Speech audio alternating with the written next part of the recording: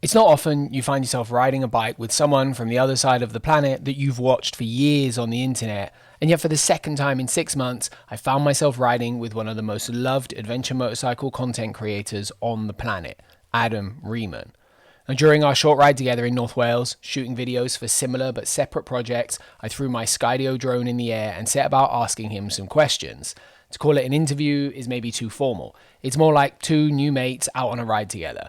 Welcome to the first episode of an interview series that doesn't yet have a name with Adam Riemann.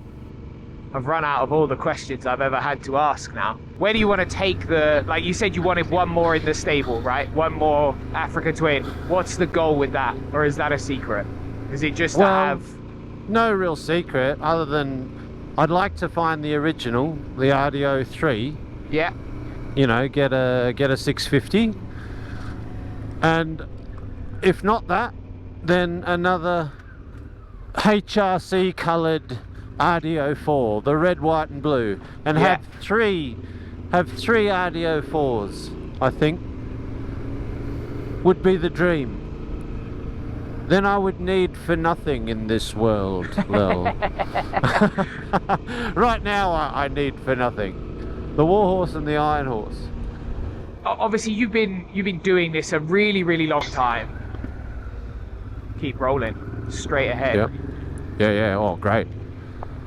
We're on here. Yeah. You've been doing this job a long time, and you've obviously had a massive subscriber count for a long time. Have you noticed a big change in? Let's do a little swap here because it's still locked on you and it's behind us now. Yep. Have you noticed a big change in your fame? Like, and is that a strange thing for you? It is, man. Like, it really is, because it's like it doesn't matter where I go now. What's changed is the adventure bike thing has been so watched by the street bike community, and the street bike community are coming in. So once upon a time, unless it was a dirt bike rider, I could walk through an airport or be somewhere and no one would know shit. Now there are so many people. Whoop. Sorry. Just... Is it doing its thing? Yeah, it's good. It's good. I'm just changing the position of it. Yeah, sorry. Yeah, street bike community. To answer your question, yeah, since I really got into this adventure thing, I'm noticing that my audience is blowing up with a lot of street, because I've had a core dirt bike audience since the journalist days, the magazine days, which is very niche. But the street bike community is tenfold bigger, and now that they're coming into adventure, it's like they want to learn they realise that these big sports bikes are really difficult to ride in the dirt, you know, because that's what they are. They're sport bike engines in an off-road chassis, and they want to do it. They want to live the dream, and they realise how friggin' hard it is, how scary it is, and so they get on YouTube, and my subscriber count has increased so much over the last 2-3 years, and I reckon the majority are people discovering me for the first time from the street. And it's because they want to learn how to ride off-road, and so my videos are showing up, and then obviously the inspirational traveling stuff, and before you know it, they think I'm a bit of an off-road god. I mean, I'm not Toby Price, and I've had a fair crack at racing, but you know, I've been living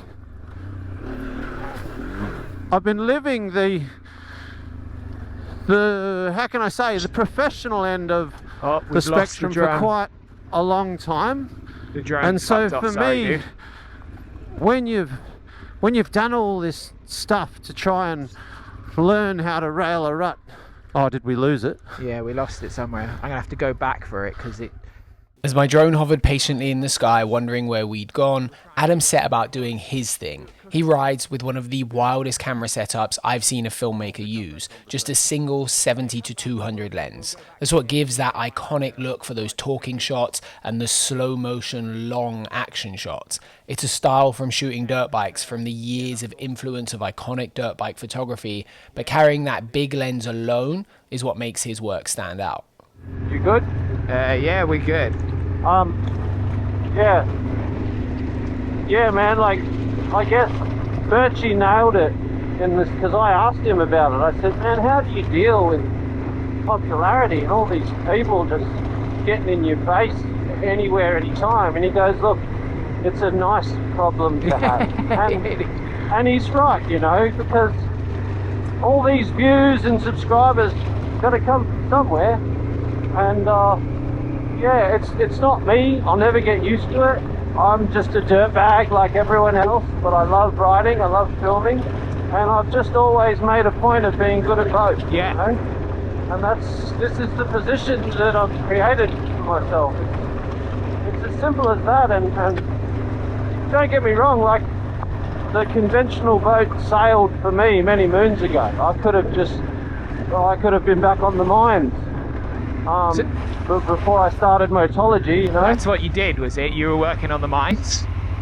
No, but I was a fitter and machinist that did my apprenticeship, and once you got your trade, the next move was to go to the mines, and it's just like, nah, that's not for me. That's when I rode the XR600 across Australia and fell into media. Met all the East Coast legends, met Ballard, he gave me a job. Because they were blown away that I'd ridden across Australia to ride the 4-day, the Australian 4-day Enduro Championship, on this XR600, and had all my shit like a gypsy. So it was like more gypsy than adventure. So this is kind of quite a similar story to some of the stuff. What do you think it is? It seems to be a real Aussie thing. What do you think it is about Australia or Australian culture that people will overcome these? There's a little latch on the back of that. Is there? Will overcome these big hurdles to do the things that they want to do much more than like you see in other countries. Like, I don't hear these stories from non-Australian people. So my old man went and did a race when he was young called the Croc Run. Yeah. And I only heard heard this story from Clubby just recently. But apparently my old man didn't have enough money to go and do it, but he heard there was prize money. So he was like, fuck, well, we can maybe get paid to race if we go and win this thing.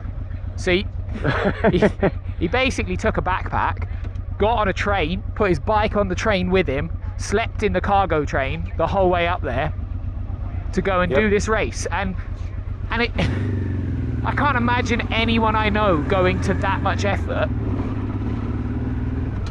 that isn't from Australia or from your era. It purely comes down to an era where nobody was saying no. It's like, you really want to do that? Go for your life, like, ride, you know, put your bike on the train. If it's just cargo and there's a race up there and you can physically get there, then do it. And that's the thing with Australia, that mindset and that grit comes from just, if you do anything in Australia, if you want to do anything, it's a long friggin' way, but to get anywhere. Yeah. And if you don't have the money to have a vehicle or, you know, catch a plane, all these things, then you've literally got to just gypsy your way any which way to get to these locations. And if you've got to buy, or not locations, opportunities. So I think that between the distance and the she'll be right attitude of a few decades ago, you could pretty much create or just bring your dreams to reality if you were willing to grind away for a long time in a harsh environment and with fuck all, basically. That kind of forges that Aussie grit, because especially as a motorcycle rider, with Europe, everything is within an hour. My God, look at this place. Yeah, But in Australia, you have to ride 1,000 k's of nothing, depending on where you're going, to still be in the same state and get to an event or whatever it is you're trying to do. It's like, I live in Perth. I want to create a life for myself on the East Coast. How do I get there? I can't afford to fly. Well, you could ride your scooter or your postie bike 4,500 kilometers via the Nullarbor, and no one's going to tell you can't do it. yeah. So people just do it. And it just generates this, you know, I see a lot of people blown away by the distances I do on a bike.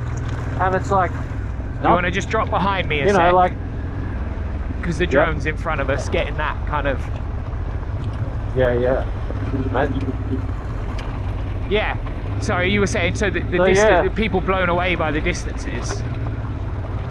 Yeah, and so I think what really the main tangent for me as a, you know, independent motorcycle filmmaker, if you want to call it that, you know, a moto-mounted videographer, the Moto Nomad series was the game changer for me. And that was that ignorant mentality of like, well, I don't have the money to do it, but screw it, I'm going to ride a 500 EXC from the KTM factory to the pyramids. And it was as simple as that. I googled some locations in between that I wanted to get to, and KTM supplied the bikes. It was at a pretty gnarly time politically with the war, and they were like, dude, you're crazy. And I just thought, well, I just want to put a dirt bike in front of these locations. And that theme, that signature, is what is Motology Films, and it's what's got me to this point, except I'm a bit more refined with it, slightly more educated, and on heaps more comfortable bikes. Yeah. Like these things, they're made for this global travel, these things. They knew it. The nutbag who back in the day thought, I'm going to put a twin-cylinder street bike engine in a dirt bike plane. What a friggin' genius. Because we can enjoy off-road trails with street bike engine capability, you know? So one of the things that also strikes me, and I think this maybe it shouldn't be a surprise, but you seem to still really love like the process of making the video, do you know? And you've at this point you must have made what, 400, 500, 600 videos on YouTube. I'm sure you've got an idea. Nah, man, my channel, I think I may have just clocked 300 videos on my channel, which is low, but that's a, you know, a fairly hefty production level to my standard. And I'm not just churning out vlogs. Yeah, exactly, right? But do you still love the process? Because we took a shot back there and you're frothing on it. You're like, dude, look how sick this is. You said it in your words. I know, man, but that is what keeps me doing it. The art of that capture. And you enjoy that. To show people. Yeah. I do. I enjoy the execution of riding well to showcase how good these bikes are in their element, and then capturing them doing it cinematically. I love that process, and I mean, it's golden, isn't it? It's what we love to look at, and I kind of know that I'm on the right track when I'm stoked about it. If the hard drive's not filling up and the shots are average, the morale goes pretty quick, and you start getting desperate, and it's like, oh, another tarmac section, this is that. But man, are you serious? Are we in Switzerland right now? Like, look at this joint. Yeah. This is amazing. You didn't see any of this yesterday, did you? No, it was all in the cloud. I was oblivious. I couldn't even see it from the road. Look at this joint. So you came to the east coast of Oz, and then eventually you get a job at a magazine. What was your kind of exposure to dirt bike so turn right here. Oh, yeah. Your dirt bike content creation before that? Like, were you into photography? Because now you've got such a good style. I was a columnist, right?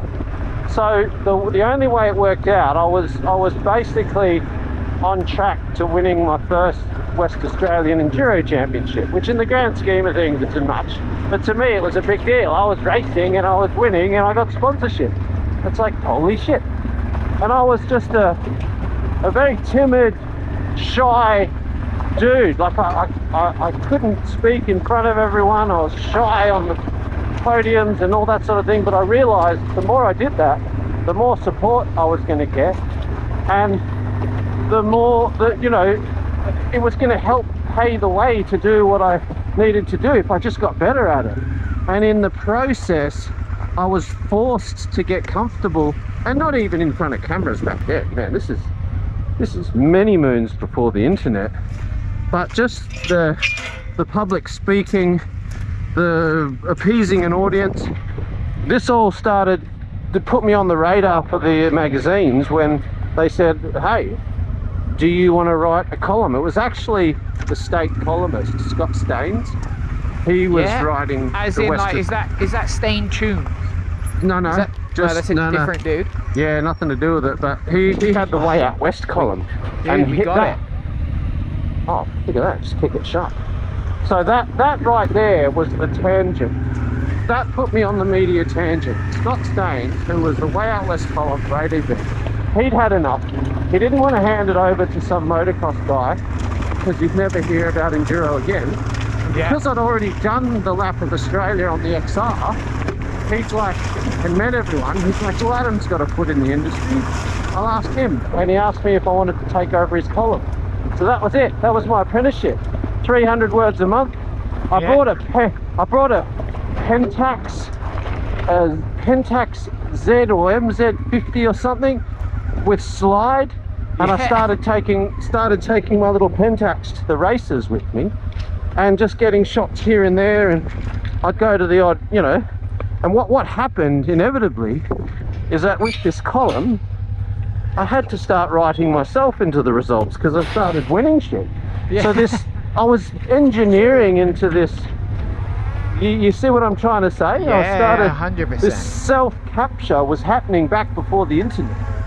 But obviously I was using pictures from photographers of my races, and then I'd just write a little rundown of the weekend and what happened that month. And because of that, the magazine eventually said, dude, get over here, there's work for you. Yes. And I had a HZ, mate, I had fuck all. I had a HZ Statesman. I literally flew to Sydney with a gear bag, swagged it on a mate's floor, and they just kept me at a freelance distance. I thought I had a gig, and I got there, it's like, nah, you're just a shit kicking freelance. And rightly so. I'd never had an email address. I was just a tradie. I was doing everything from just grunt work to get fit for racing. Yeah. And I never had an email address, didn't know shit. So I learned the media because of this opportunity with the publishing mate game. And then through that was the digital era. So not long after, I joined ADB and eventually got on staff. Cameras went digital, slides were out the window, cameras were digital, and that was the birth of Motology. I'd kind of a few years grinding away with different mags and different editors and just trying to be a racer, and you know, mate, let me I'm no good. I hate these. I hate these fucking games. I'm just gonna say it. Okay. So yeah, man. I'll hold that one. It will swing shot on its own, I reckon. And here's an interesting one for you. So I finally moved to the East Coast, and my first gig as a freelancer with ADB, it's like send the new guy. Here I was, finally at the Bible, the Dirt Bike Bible, and what do?